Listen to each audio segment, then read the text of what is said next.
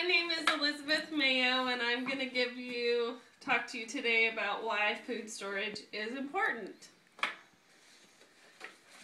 In our world today, natural disasters are inevitable. No matter where you live in the country, things happen like earthquakes, hurricanes, tornadoes, and fires. These are all things that are inevitable, and people will run across them at one point in their life or another. That is why I believe it's so important to be prepared with food storage. You can start off small, things like a 3-day supply up to a 3-month supply, and then build from there. Just like this lady in the picture, what if you couldn't make it to the store? There aren't always times when you go to the store and the shelves would be stocked with food. Can you imagine going to your local supermarket like Safeway or Albertsons and not one thing being on the shelf? Would you be in a panic or would you feel prepared? I would like to think that I would feel prepared, and that's why it's good to start small. In 2011, the U.S. claimed 93 natural disasters according to FEMA. You can use things like sales and gardening to help you start your food storage.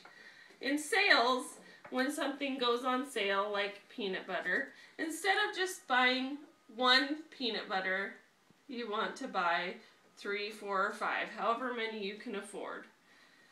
You're also going to want to watch sales, so when things like sugar and flour and oil go on sale, because they go on sale right before Christmas, that's when you're going to want to stock up on those items. Another great way to also start your food storage is by gardening. By starting a garden, you can utilize things like herbs and spices, fruits and vegetables.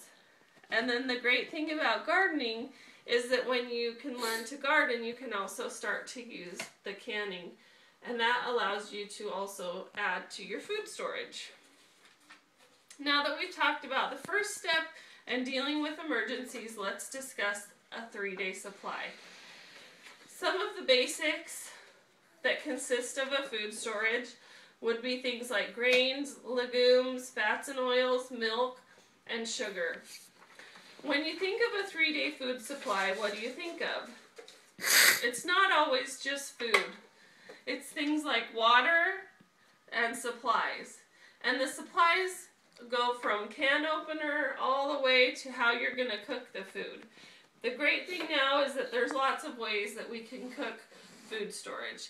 And that can range from gas stoves, that can range from your croquettes, your brisket, your campfires, and you can use a lot of things that can help you to cook your food. But you want to try and think of those things so that you can be prepared. Another important thing that you want to think of in your food supply is how you're going to open the food. So you want can openers and other things like that. And you also want to store water because that is an essential part of our diet. I think it's important also to have your 3 days food supply in something that can be taken, such as a backpack.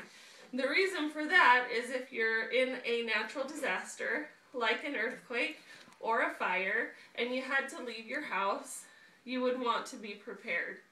A great thing to do is also keep a small stash of food or supplies in your car.